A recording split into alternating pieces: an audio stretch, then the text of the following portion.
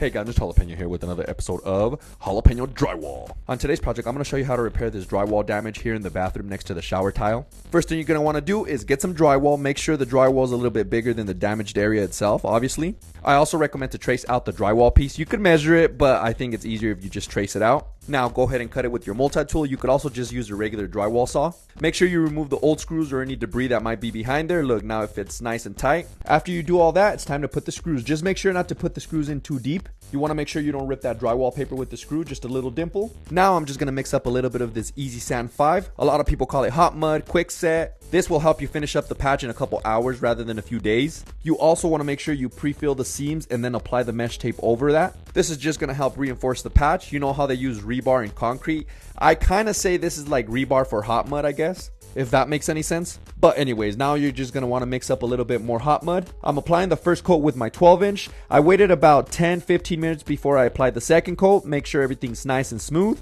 And a lot of my East Coast followers, I know you have flat walls, so you're pretty much done at that step. Just let it dry, sand, prime, and paint. But as you probably are aware by now, I do live in Colorado where everything's textured, I guess.